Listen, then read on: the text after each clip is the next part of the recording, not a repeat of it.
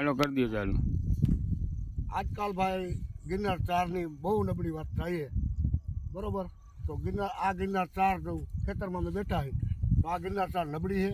આ અન્ય બે એક જ દી વવાઈ ગયેલી છે ભાઈ. હે આ 22 નંબરમાં પડી છે. આ ગિરનાર 4 બે 1 તારીખે વવાણી છે. આમાં કાંઈ ઘટતું હોય તો કયો, નબળું ન બોલો યાર.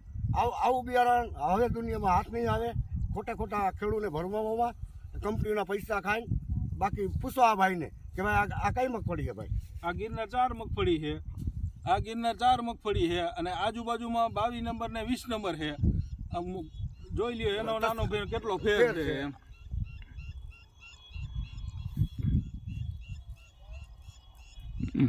બિયારણમાં કોઈ ફોલ્ટ જ નથી. બિયારણ એકદમ સારું છે. બાકી કોઈ વાયરસના હિસાબે ને ઓલા હિસાબે જીતી થયું એ ખેડૂને ઓલી નુકસાન એ. બાકી બિયારણમાં કોઈ નથી. બિયારણ એકદમ સોલિડ છે.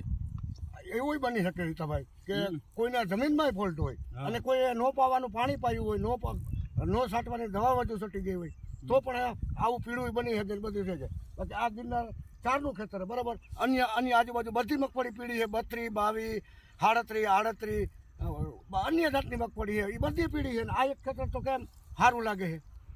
આમાં બિયારણમાં કશો ફોલ્ટ નથી. બાકી ખેડૂત ભાઈઓ તમે બીતા નહીં. આવું બિયારણ આપણા હાથમાં નહીં આવે. આ ઉચ્ચ તેલવાળી મગફળી આપણા સ્વાસ્થ્ય માટે પણ બહુ સારી છે.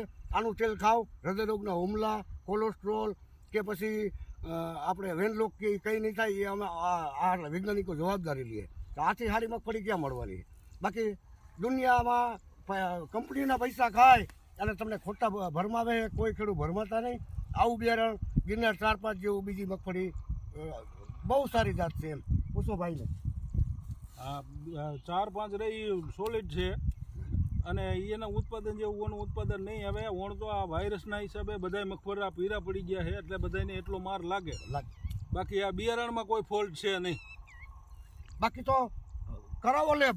જો ગિરનાર 4 હશે ને તો એમાં 78+ આપણે ઉચ્ચ આવશે. જો 78થી ઓછું ઉચ્ચ આવે તો એ ગિરનાર 4 ન હોય અને ન હોય. બરાબર છે ને ભાઈ?